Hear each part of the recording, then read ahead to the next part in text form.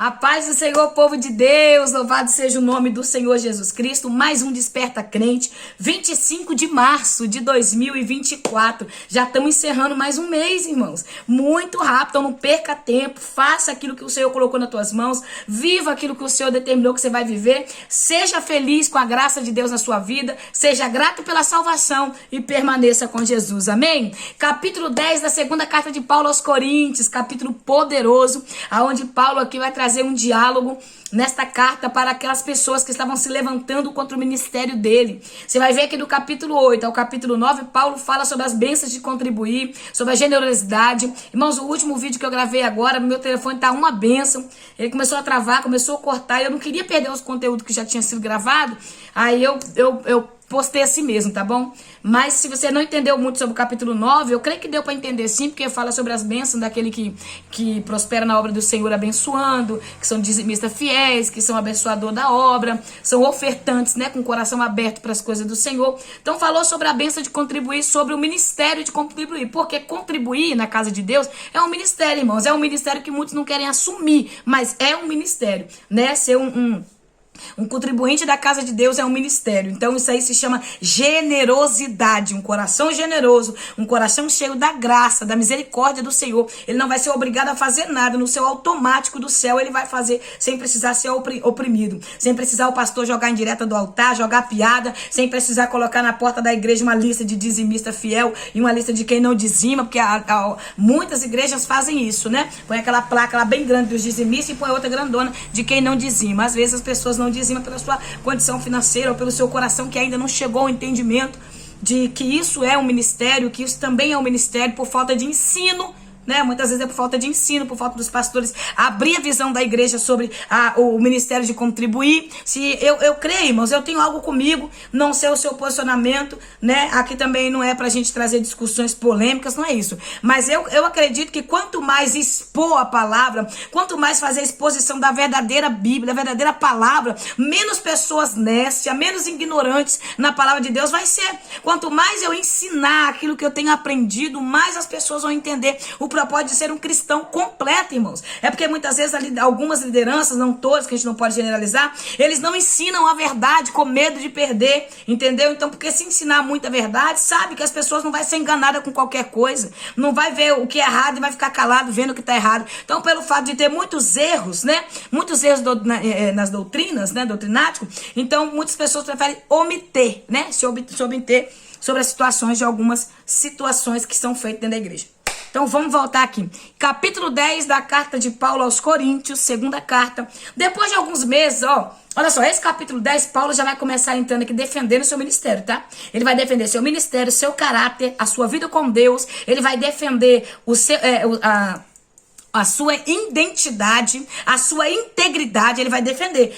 Havia falsos mestres que se introduziu na igreja de Corinto, como os outros vídeos a gente falou. Só que nesse capítulo 10 aqui, Paulo ele vai escrever definitivamente para defender o seu ministério. E também para mostrar que a luta dele não era ali com aquelas pessoas. E que as armas que ele usava não eram armas normal, como muito ser humano usa, arma branca, né, arma de fogo, né? Mas Paulo vai mostrar que a arma que ele usa não é as armas que o ser humano usa. Olha só, eu vou ler direto e vou falando, tá bom? E você vai prestando bem atenção aí, porque eu creio que Deus tem algo poderoso para sua vida neste dia de hoje. A autoridade apostólica de Paulo, ele vai defender a sua autoridade. Então vamos lá.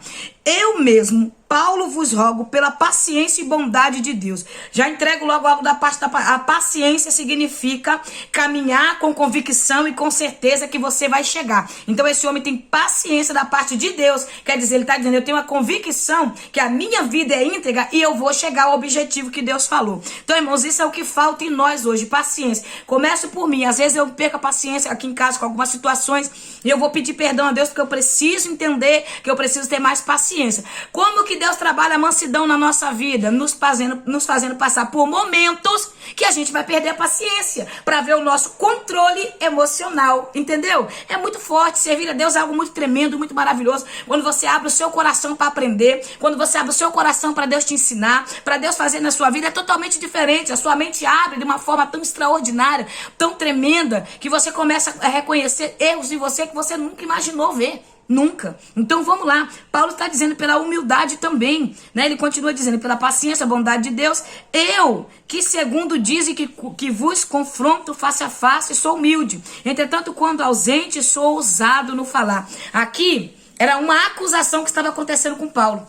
Esses falsos líderes, esses falsos mestres estavam dizendo assim, ó, Paulo quando ele tá longe, quando ele tá perto, ele é humilde, ele é manso, né? Tem medo até de falar. Mas quando ele tá fora, ele é ousado nas suas cartas, né? Ele manda ali, escreve, ele corrige, ele exorta, ele coloca em disciplina, mas porque tá longe, perto ele é humilde. Então, eles estavam dizendo que Paulo não tinha uma identidade definida. Eles estavam dizendo que Paulo quando estava perto era uma pessoa e quando estava longe é outra. Ele estava tocando na integridade e no caráter de Paulo.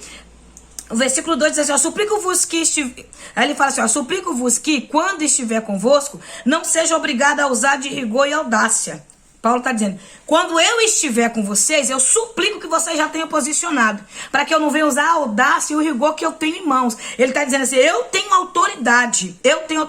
Se você ler a carta de Filemão, eu não sei se é o versículo 10 ou se é o versículo 9, a carta de Filemão que Paulo escreve. Paulo fala sobre a sua autoridade que ele tinha de mandar Filemão receber Onésio. Mas ele fala, amigo, eu apelo pela tua consciência com Deus. Então Paulo está mostrando a todos os momentos que ele tem autoridade. Mas tem líderes, irmãos, que eles não abusam da sua autoridade como Paulo. Ele apela para a consciência da pessoa. Não abusa, eu mando, eu faço, eu tenho que obedecer. Porque tem liderança carrasca, tem liderança que é assim, que não tem amor de Deus na sua vida, quer mandar, quer exigir das pessoas aquilo que eles mesmos não fazem. Então Paulo aqui, ele apela para a consciência, ele fala, ó, eu peço que eu não preciso usar de audácia com vocês, tal como penso que eu usarei. O meu pensamento é usar mesmo a minha autoridade, mas eu espero chegar aí e não precisar de usar a minha autoridade apostólica com vocês. Tal como penso, quer dizer, como penso agir, a minha vontade é de chegar aí e fazer isso mesmo. Então essa visita de Paulo estava prometendo ali naquela igreja. Ele já tinha passado por uma visita ali e já tinha saído entristecido. Alguns irmãos em Corinto ficaram entristecidos pela carta que ele escreveu, pelas ordens que ele deu. É tanto que você vai ver aqui no capítulo 1, ele entrega alguns para o diabo, entrega para Satanás. Alguns ele entrega na mão de Satanás. Aí ele está dizendo que, então, quer dizer, a autoridade que ele tem, a autoridade que ele usa, ele está dizendo, não é quando eu estou longe, é quando eu estou perto também. Então Paulo estava decidido a mostrar aos irmãos que ele não era assim. Primeiro que os irmãos de Corinto conheciam Paulo, mas a igreja de Corinto era uma igreja complicada, irmãos. Uma igreja complicada, uma igreja que gostava de tumulto, desrespeitava a liderança, não respeitava a autoridade. Era uma igreja muito idêntica à igreja de hoje. A igreja atual que nós vivemos. Pessoas que andam segundo a sua vontade, não respeitam a liderança, não honra pai, não honra mãe, e dizem ser um cristão, dizem crer em Deus, não obedece às ordenanças, não obedece à palavra de Deus. Esse é o tempo que Paulo está vivendo e falando, e esse é o tempo que atualmente nós vivemos. Um tempo onde tem sido tão terrível, né? Tempo negro, tempo escuro. Então, embora vivendo como seres humanos, aí ele vai lá, o verso 3 aqui é poderoso, tá? É muito poderoso, ele fala assim, ó, porquanto, embora vivemos como seres humanos, não lutamos segundo aos padrões deste mundo. Ele está dizendo assim, ó, nós não lutamos segundo o padrão desse século.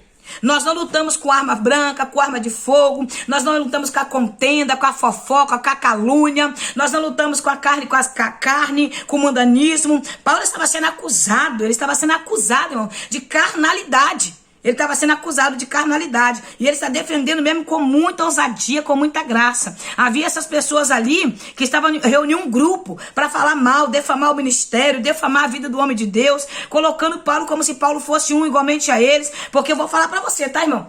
Todas as pessoas que se levantam contra o ministério da outra, ela quer que aquela pessoa se torne o que ela é. Tá? Se torne o que ela é. Porque nós vivemos num tempo atualmente triste. Que infelizmente, é triste dizer isso, mas estamos ficando sem referência. Temos referência? Temos. Mas estamos ficando sem referência. De tantas pessoas que estão brincando com a salvação, usando a graça, banalizando a graça, como no verso 6 aqui desta carta diz, não usai a graça de Deus em vão. Tem gente usando a graça como banalização da graça, em vão, sabe? Pessoas que já caíram no adultério várias vezes, já casou não sei quantas vezes, tá no lesbianismo, homossexualismo dentro da igreja, está fazendo tanta coisa errada e dizendo que é um cristão, se denominando cristão.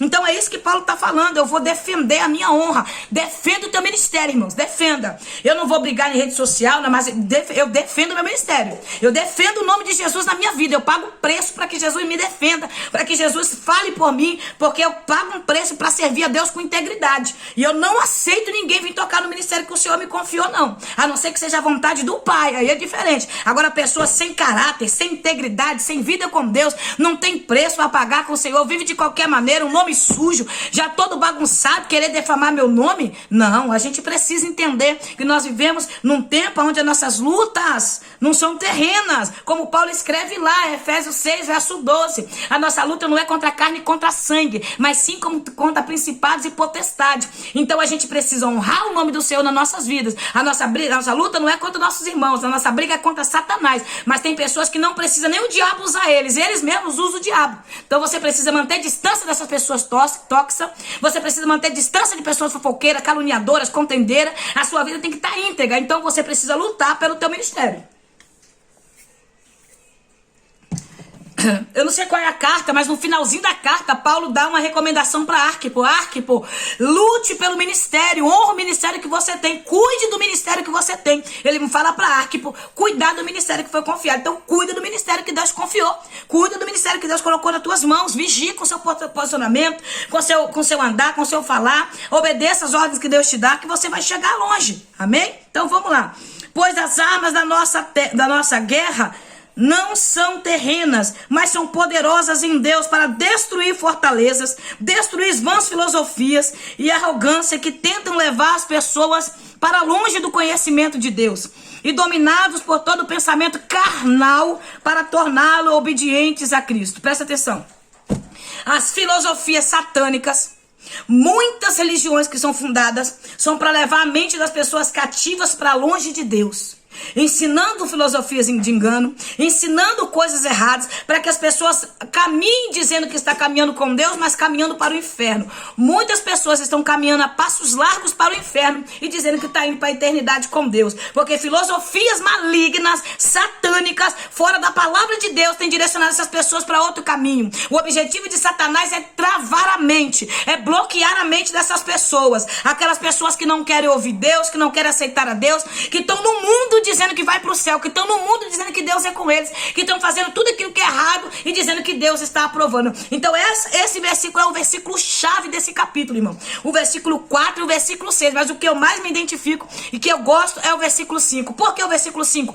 Porque ele está dizendo tão claramente o que está acontecendo. Ele está dizendo que as armas da nossa milícia não são carnais, mas são poderosas em Deus. Que armas são essa? A palavra, o jejum, a oração, a vida na palavra. Porque não adianta eu pregar e não viver. Você tem que viver esta palavra para que ela cause efeito em alguém. Você é a carta que o mundo está lendo. Como que vai destruir essas vãs filosofia maligna desse tempo? É por isso que nós estamos vendo filho de crente para a faculdade, quando chega lá vira um ateu. Vai para a faculdade, chega lá, muda e transforma a vida para outro tipo de vida. Sendo que não estava fundado, porque não tem uma base fundada na palavra. O crente, para ficar firme, tem que ter Bíblia na mente, Bíblia na vida, Bíblia no coração, tem que ter a palavra de Deus. A palavra de Deus é o pão que alimenta a sua igreja, irmãos. É o alimento da igreja. Muitas vezes a gente está vendo pessoas dizer: ai, tô fraco.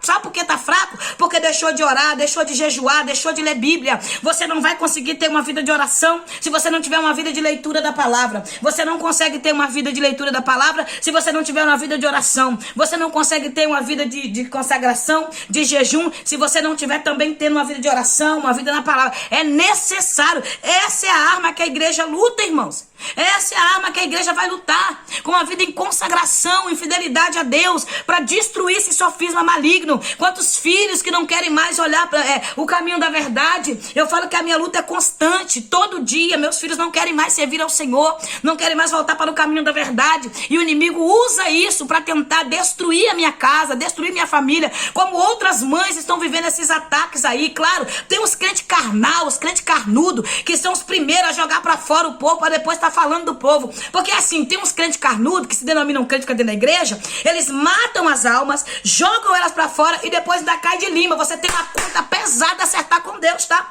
Cuidado, Deus está olhando o posicionamento de cada um de nós. Então tem mãe gemendo, sofrendo pelos seus filhos, tem pais sofrendo, pastores sofrendo, liderança sofrendo pelas almas que desistiram de caminhar, pagando um preço, porque tem uma igreja verdadeira na terra, uma igreja fiel. Nós somos essa igreja. Nós somos a igreja que estamos aí orando, clamando a Deus, porque nós estamos nos últimos segundos da igreja na terra. O tic-tac do relógio do céu, todos os sinais têm sido dados na terra. O Senhor está gritando para a sua noiva, para a sua igreja, para que a igreja se prepare. Não, fique preparada, esteja preparada. Ah, irmão, se prepara. Não, que se preparar, irmão. Você vai se preparar é quando alguém fala, olha, o ônibus está vindo ali, você corre, pega a bolsa aqui, peraí que eu vou botar a roupa dentro. Não é assim não, irmãos. É estar preparado. É estar preparado para quando a trombeta soar, você tchau para essa terra maligna, aonde estamos muito sofrendo aqui, meu irmão. Se o seu coração está apegado nessa terra, em nome de Jesus, desapega. Desapega das coisas mundanas, das malignidades dessa terra. Meu coração já não está nessa terra tem tempo.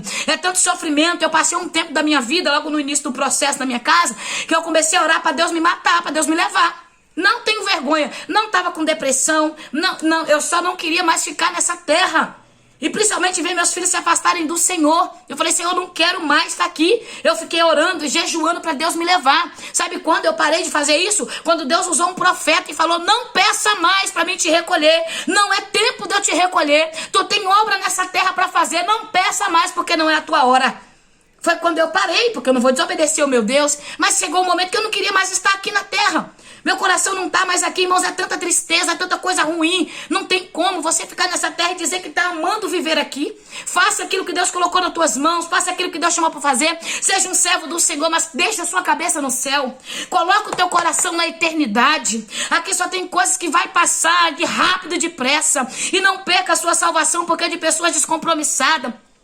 Porque desses falsos líderes aqui, muitos hoje estão fazendo esse papel desses falsos líderes, inventando conversa contra homens e mulheres de Deus, contra lideranças do Senhor. Então que nós olhamos para o Senhor e vivemos essa vontade dele, servindo a ele em verdade, para que esse controle de Satanás caia por terra sobre a mente de muitas pessoas. Isso aqui é um controle, é um domínio que o inimigo tem com essas vãs filosofias, afastando pessoas de Deus. Olha aí que a gente está vendo um desvio de caráter, um desvio de situações. Nós estamos trocando o certo pelo errado. Nós vivemos um tempo onde o certo é errado e o errado é certo. Sabe quem escreveu? Isaías escreve no seu livro: ai daquele que diz que o errado é certo e o certo é errado.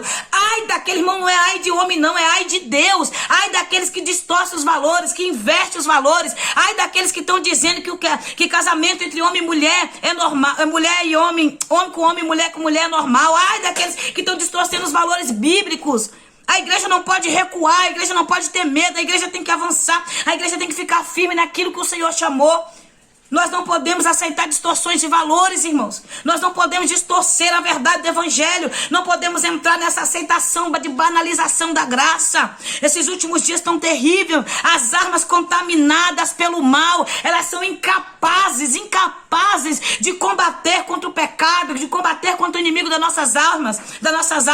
As armas da nossa milícia não são carnais, mas se as suas armas estiverem contaminadas pela fofoca, pela contenda, pela inveja, pelo ciúme, pelo disse-me-disse, ela não faz nada, ela está contaminada. Para ter algum efeito, ela precisa estar purificada, estar limpa. É tempo de purificação, é tempo de purificar a vida, é tempo de limpar o caráter, é tempo de colocar diante do altar do Senhor. Lute, irmãos, lute até o último momento. Guerrei pela sua salvação, guerrei pela tua casa. Ore ao Senhor. A gente gosta de determinar, eu determino bênção na minha vida, eu determino vitória, eu determino porta aberta. Não, irmão, determina a salvação da sua casa. Senhor, em nome de Jesus, no teu nome, eu determino a salvação dos meus filhos, eu determino a salvação do meu marido, da minha mãe, para que eles não sofram nesse mundo com o anticristo. Eu vi um filme, um trailer de um filme que vai lançar no cinema agora, dia 4 de abril. Irmãos, tudo você vê que está mostrando o nascimento do anticristo naquele filme. Quando eu vi, eu entendi logo que eles estão preparando o mundo para o nascimento deste homem, que eu creio que já está na terra. E muitos de nós, como igreja de Jesus, ainda está aqui preocupado com as coisas terrenas. A Bíblia nos diz que quando esse homem se levantar na terra, a igreja já subiu. 1 Tessalonicenses capítulo 4, quando o filho da perdição, quando o homem do fingimento, quando ele nascer na terra, a igreja já subiu. Nós estamos nos últimos segundos. Lute pela sua salvação para que você não fique aqui. Amém? Guerrei pela sua casa, guerrei. Peça a Deus discernimento. Olha só o verso 7, que Paulo vai falar sobre discernimento. Paulo está falando sobre pessoas que só vê o externo, só vê o lado de fora, não vê dentro, não vê o caráter, não vê a graça. Nós vivemos nesse tempo onde as pessoas só conseguem ver na outros talentos. Canta bem, prega bem, faz o povo gritar, faz o povo cair pelo chão e tudo, mas não tem caráter, não tem vida com Deus. A unção é falsa, é só grito, é só fingimento, é só uma aparência de que está vivo, mas está morto. Porque as pessoas costumam ver o externo, que é do lado de fora, mas quem vê o interno é Deus. Olha o que Paulo fala no verso 7. Por ora, observais tão somente a aparência externa dos eventos. Se alguém está convicto de que pertence a Cristo, deveria considerar este fato. Assim como essa pessoa, nós também somos propriedade de Cristo. Ele está falando sobre discernimento. Em nome de Jesus, que o Senhor te dê discernimento nesse tempo. Em nome de Jesus, que o Senhor expanda a sua visão, que você entenda, que nós venhamos receber da parte de Deus discernimento para saber e para entender e para ver o que é de Deus e o que não é de Deus. Paulo está dizendo, você se julga tão sabetudo, você se julga tão espiritual, Coríntios, vocês se sentem tão elevados na espiritualidade, mas vocês não conseguem ter discernimento do que é externo. Vocês só conseguem ver do lado de fora. Vocês não sabem quem está atuando do lado de dentro da pessoa. Você não sabe o que espírito está usando a boca dele. Você se sente tão... Não é assim? Hoje há pessoas que se sentem tão grande na sabedoria. Muitas pessoas, né, que têm muito conhecimento de Bíblia, mas não tem graça e unção nenhuma, porque cresceu muito na letra, mas não cresceu na graça. Então não adianta nada, cabeça grande e corpo pequeno, sem unção. É isso que Deus está dizendo para nós. Busque graça. Busque relacionamento, busque intimidade e defenda aquilo que eu coloquei nas tuas mãos. Amém? Lute, tenha humildade, pede a Deus para que o Senhor continue te dando graça e dê glória para Deus. Eles estavam acusando Paulo, aqui no verso 8, de Paulo se vangloriar, estavam dizendo que Paulo estava soberbo, que Paulo já escreveu a carta dizendo que ele era apóstolo de Jesus Cristo. Então, todas as áreas eles estavam tentando atacar Paulo. No verso 8, Paulo vai defender, ele vai dizer, eu tenho a humildade de poder dizer que eu dou graças a Deus em quem eu me tornei. Irmãos, humildade não é vestir roupa velha. Humildade não é dar uma de coisa. Humildade é você reconhecer que o lixo que um dia eu fui, o lixo que eu era lá no mundo, cavalo de Satanás lá no mundo, hoje eu me tornei uma mulher de Deus. Hoje eu me tornei uma serva do Senhor. Deus tem usado a minha vida pela misericórdia. Humildade é eu reconhecer que Deus me tornou quem eu sou. Humildade é eu dizer glória a Deus, porque se hoje eu estou sentado aqui gravando esse vídeo, foi porque Deus me levantou. Então isso não é se ensoberbecer, isso é glorificar a Deus. E humildade não é fingir uma falsa humildade de dizer misericórdia, a glória do Senhor, mas o coração por dentro está apodrecido, tão sepulcaiado. Eu glorifico a Deus pela mulher que eu tenho me tornado dia após dia. Eu glorifico a Deus pelo que o Senhor tem feito através da minha vida. Glorifico mesmo, mas dou toda a honra e toda a glória a Ele. Mas não vou fingir humildade, uma falsa humildade. Ai, irmãos, eu, sabe, né? Nada, irmãos. Eu sou grata a Deus, quem eu era e quem Deus tem me tornado. Glorifica a Deus mesmo. Estou feliz porque eu tenho me esforçado para me tornar quem eu sou. Eu tenho lutado, eu tenho orado, eu tenho buscado, eu tenho renunciado, eu tenho obedecido a voz do Senhor. Já paguei preço muito alto por ouvir a voz de Deus. O Senhor já me mandou afastar de pessoas do que eu tive que me afastar, e essas pessoas se voltaram contra mim porque não entendem a chamada de Deus na minha vida, ficaram a falar mal, a defamar meu nome. Paguei um preço alto e pago um preço alto, mas eu quero servir a Deus porque eu quero me tornar uma pessoa melhor. E para mim me tornar uma pessoa melhor, eu vou fazer tudo que Deus me mandar. Então pensa aí, Paulo está dizendo assim no verso 10. Em diante ele vai começar a falar que ele tem autoridade para defender, que a resposta dele seria pessoalmente de perto, olhando para aquelas pessoas. Ele estaria perto para defender o seu ministério. Paulo vai falar, se é para se vangloriar, se vanglorie no Senhor. Porque diante daquele trono ele vai dizer quem é e quem não é. Então, irmãos, glorifique no Senhor a sua vida. Não desanime, porque Deus vai dizer quem é e quem não é. Ele vai fazer a separação do profano e do justo. Deus te abençoe. Até aqui, senão fica muito estendido. Na realidade, eu nem dei um ensino, praticamente eu preguei. Não deixe as suas armas de guerra se contaminar, tá bom? Nesse tempo de cruel.